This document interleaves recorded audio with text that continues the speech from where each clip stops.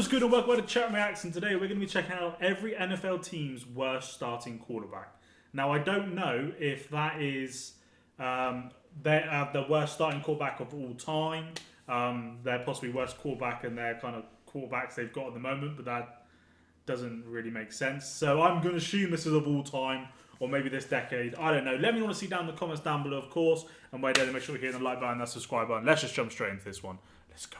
On prize. And I'm guessing the Cardinals will be first, right? Truffles, you taking the piss? Diamond-shaped chocolate with a crunchy While we're waiting for this ad, make sure you hit that like button and subscribe button down below. Range, co-crafted with Rob I need to get a better ad blocker, surely, because this is annoying. Arizona But here we go, the Cardinals. As much as he failed to live up to the legend he established at USC, Matt Leinart won 8 of his 18 starts in the desert. A few years later, in the post-Warner era, Ryan Lindley was thrust into the starting role after Carson Palmer went down with an ACL injury. Lindley is probably the worst quarterback to ever start a playoff game, owning a career record of 1-5 and just 3 touchdowns to 11 interceptions.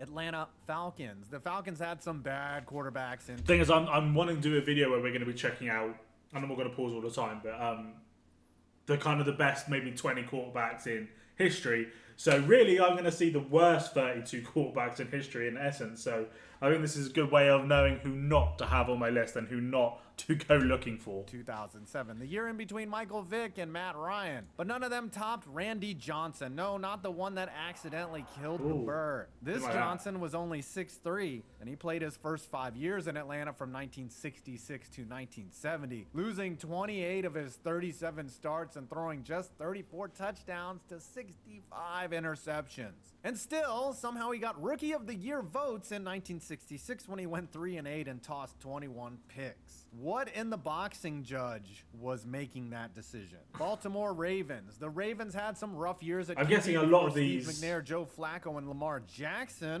Throw the damn thing away! Are going to be like Trent 70s Dilfer and is 80s. famously known as the worst passer to hoist the Lombardi, but Kyle Bowler spent years squandering an elite defense. He only went 20-22 in 5 seasons with Baltimore and threw more touchdowns than picks, but the Ravens wasted too much time trying to make the former 19th overall pick into a franchise QB when he was clearly just occupying space. Buffalo Bills, I can't Jim see. Kelly and Josh Allen. The Bills were a quarterback wasteland, about as exciting as the town in winter. J.P. Lozman, Alex Van Pelt, anyone Drew current Bledsoe, being and on Trent this list, Edwards so I were was all trying big to think and reasons say. Buffalo spent 17 years dodging the playoffs. But you have to go back to their early days to find the worst of the worst. That dubious honor goes to Dennis Shaw, who went 8-27-2 in upstate New York, completing just 53% of his passes and throwing 32 more picks than touchdowns. Carolina Panthers. There's a strong what case was that one? and throwing 32 more picks than touchdowns. Carolina Panthers. There's a strong case to be made for former Heisman winner and minor league baseball player Chris Wanke, who lost all but 2 of his 19 starts in Carolina. But it's hard to ignore Jimmy Clausen, who went 1 for 9 for a talented 2009 Panthers team and averaged just 5.2 yards per attempt. But hey, he was bad enough to get them Cam Newton. Remember, Mel Kiper staked his entire reputation on Clausen. And well, that's why we have Todd McShay. The Chicago Bears. The raw numbers might suggest Justin Fields is in the running, but we're going to give him a grace period and go with a player who's not going to undo his wrongs in the Windy City. Cade McNown started 15 games from 1999. Just as well, if you disagree with any of these, if you're a Bears fan or whatever and you disagree, let me know in the comments who you think really is the worst, or who, if they don't appear on this, should appear on this list. Like, so I can imagine there's going to be a lot of players 12th overall missing out. Draft. McNown caught heat for boasting about his salary to vets who made the league minimum, and there's not a McPerson, McPlace, or McThing that doesn't think McNown is actually good at football. He never started another game after 2000. Cincinnati Bengals. Another member of the vaunted 1999 draft, Akili Smith was the centerpiece of one of the darkest periods in Bengals history. After coming off the board 3rd overall, Smith completed just 46% of his career passes and won just 17% of his starts, and cast himself into the Hall of Fame of Bus. I guess they have Bus in the Hall of Fame of Bus. Cleveland Browns, so many to choose from. A literal graveyard. Mayfield, is that Baker Immediate Mayfield? urges to I'm hand just this award to Johnny thinking of Football. names. But the numbers suggest that Johnny Deshaun Manziel. Kaiser was even worse. At least Manziel won a game. I did watch Cleveland. his, Kaiser never did. In his thing on 15 Netflix. Starts no less. Kaiser once said he was a cross between Tom Brady and Cam Why am I still Newton. drinking Yes, that ass divorced tasting Tom Brady water? and Patriots Cam Newton. Dallas Cowboys. The Cowboys have shown remarkable stability at quarterback since their inception, but there have been a handful of stinkers in between the legends. Yeah, sandwiched between Aikman and Romo, they couldn't quite find their footing. And one of those stopgaps was Vinny Testaverde, who had a strong career, just not in Dallas. 17 touchdowns and a league-high 20 interceptions in 2004. Vinny was so slow, he was a literal pillar of salt. Yes, literally. Denver Broncos. There are plenty of bad quarterbacks to choose from in the post-Manning era, but none were worse than Paxton Lynch, a first-round pick who was barely good enough to get on the field at all. You might be wondering why Kendall Hinton isn't the pick, but he technically didn't start a game. Philip Lindsay got the first snap. This is the most of recent one Wildcat so far. formation. Whatever. I don't get these dumb rules. Paxton Lynch was just garbage. Detroit Lions. Joey Harrington. It's got to be Joey Harrington. Harrington was the 3rd overall pick out of Oregon in 2002 and won just 18 of his 57 starts in the Motor City, failing to complete even 55% of his passes. Any quarterback thrust into the fold in Detroit in the early 2000s had a tough road ahead, but Harrington had some of the biggest expectations and failed to deliver. Green Bay Packers. Do you think I'm going to say Jordan Love? There's got to be players who are playing... Well, no, I don't think so. I was going to say, is there a quarterback now starting currently in 2023 that has done such a shit job for their team that they could realistically appear on this list? Like, is there one now? Nah, I wouldn't do that to him Like, this early. There were worse I don't know. before Brett Favre got But- to Wisconsin. And one of those guys would be Randy Wright, who managed to start 32 games in the mid-'80s despite winning just 7 of them and throwing 26 more interceptions than touchdowns. Oh, if we had a time machine for Tom Grossi to witness such pain. Houston Texans. There's an argument that their first quarterback was their worst, but it's hard to blame David Carr for the mess he inherited as the 'Cause they've first got a pick rookie for an quarterback now, don't expansion they? team. I mean, It's, he got hit more than Tyson Fury. Instead, we'll give Is this it to CJ Tom Stroud? Savage, Is he who the had one some that's pieces at around him and won Texans? just 2 games and 9 starts over 'Cause I know 4 years them, in Houston, paving the Colts, way for Groper Cleveland. And the Panthers all have... Indianapolis Colts. Yeah, the so Colts the have had a Colts strong have- tradition at quarterback, but who could forget the bridge year in between Is it Peyton Manning and Andrew Luck, Anthony? a season that blessed us with 8 Curtis Painter Let's get them the starts. magic book Painter out. lost all 8 of those games, throwing 6 TDs and 9 picks in the process. Man, he sucked. But more importantly, he sucked for luck. Anthony That's Richardson, taken yeah. down Right. Jacksonville Jaguars. My Plenty team. of bad quarterbacks to sift through, but Trevor after being Lawrence is selected great. as the 10th overall pick in the loaded 2011 draft, and they traded up for him. Blaine Gabbert lost all but 5 of his 27 starts, completing a paltry 53% of his passes. But they were shit, weren't they? The Jags, His like, only worthy accomplishment really with up the until Jags 2-3 is years the ago. Whoa there, motherfucker! The Kansas City Chiefs. The Chiefs swung hard They and weren't missed anything hard, good. taking the only bad quarterback in the famous 1983 draft when they selected future college football broadcaster Todd Blackledge. But he still ended up with a winning record. Chiefs obviously that was not have the case for Brody the Croyle, best who quarterback in the lost league, all though. 10 of his starts from 2006 to Depending if that's 2010. your So it's Croyle. opinion or not, Dude but sucked from the major very halves. limited LA, Oakland / LA knowledge I / have, Las Vegas Mahomes is the best quarterback in the league. Surely No, it's Jamarcus. actually, I really like the... I'm going to butcher his name, so I'm going to be honest, I'm not even going to try it.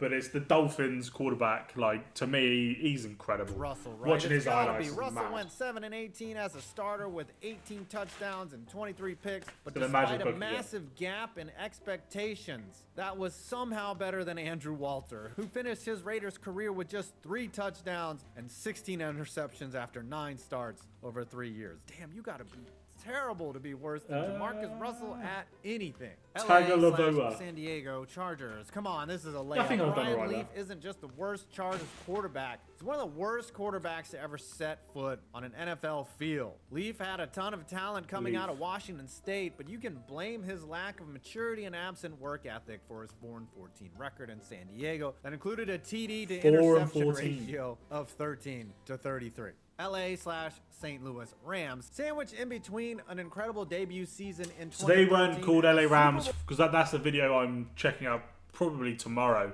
Like kind of they're looking at what teams were previously called, what they were first called, things like that. Seeing the evolution of these teams, bro. So I don't know why I paused to say that, but it reminded me of that's Nick what's Foles next. made a stop in St. Louis in 2015 and went 4-7 after being traded for Sam Bradford. Foles wasn't girthy enough for anywhere but Philadelphia, and his 7 touchdowns and 10 picks. Calling someone girthy doesn't translate well It's been a slog British English between Dan Marino and Tua, but the worst of the worst has to be John Beck, who started and lost 4 games in 2007, obviously, you didn't say that was a year in which the Finns ended up with a 1-15 record. Beck threw just 1 touchdown in Miami after being selected 40th overall in the putrid 2007 draft. The Minnesota Vikings. It's a tight race between Christian Ponder and a few others, but Ponder at least didn't mess up Adrian Peterson's incredible 2012 season and made the playoffs. Instead, allow me to present the bizarre Josh Freeman era in 2013. Freeman was traded from Tampa to Minnesota mid-season, started 1 Monday night game, and completed just 37% of his passes in front of a national was never audience. seen again. Seriously, that game was so ugly, Matt Canada has it bookmarked.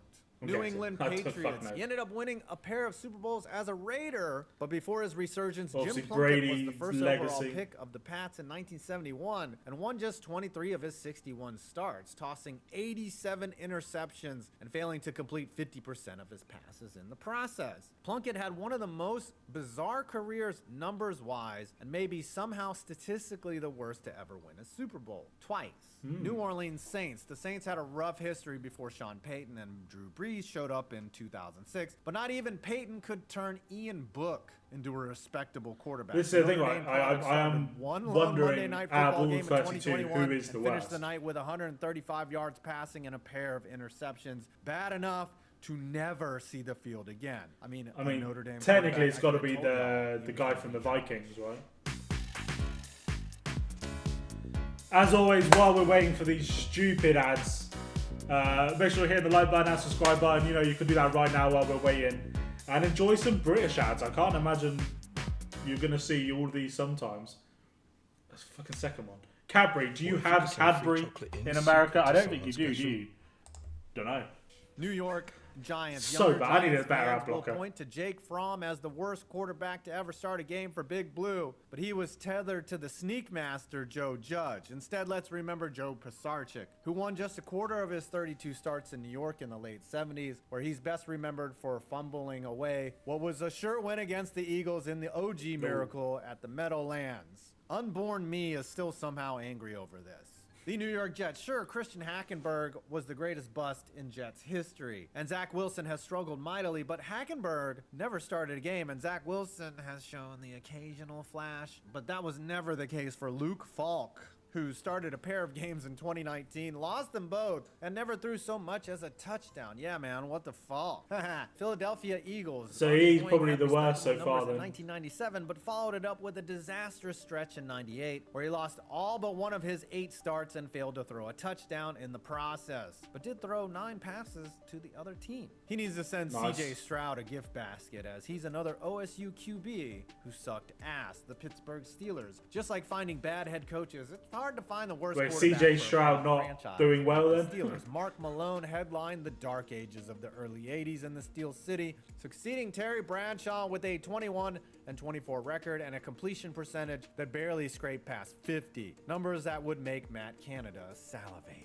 San Francisco 49ers. Things were truly bleak in the Bay when JT O'Sullivan beat out Alex Smith for the starting job in 2008. But O'Sullivan wasn't a complete disaster in his 8 starts. He just sucked. I don't want him coming after me on Twitter, so I'd point out that Steve DeBerg was much worse in the mid-70s, losing 28 of his 35 starts and throwing 23 more picks than touchdowns. And the Seattle Seahawks. See, hearing those stats Rick Meyer was built just sounds really bad, but Montana won way more than 39%. I saw a lot of his starts, interceptions of the and highlights that we dude, can't be Joe watching this Montana, year. won 4 Super Bowls. Meyer was the second overall pick in '93, proving time and time again that drafting second is cursed. The Tampa Bay Buccaneers. Is it possible that a Hall of Famer could land on this list? Well, it certainly is. Before Steve Young struck gold in San Francisco, he was thrust into a tough spot in Tampa and played some awful football, losing 16 of 19 starts before becoming Joe Montana's backup in 1987, proving that situation is very important in a QB's development. Unless he sucks.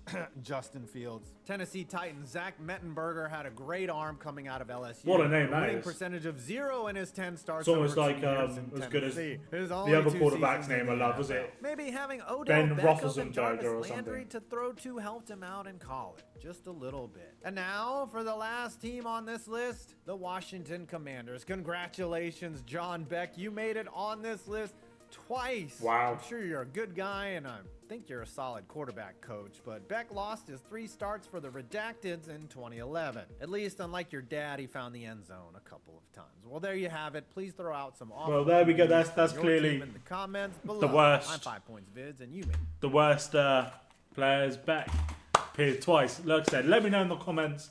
Is there players you think should probably on this list? I'm guessing this guy, the 5 Point, great channel. Make sure you're checking them out if you haven't before. Great channel, a lot of good stuff. That's why we have the stadium videos as well. I guess it's his opinion more than anything. So let me know in the comments who you think are the worst quarterbacks and maybe who the best quarterbacks are as well. And I'll do some videos checking out those as well. While you're down there, of course, hit the like button, hit the subscribe button. Hope you all have a great day. Peace.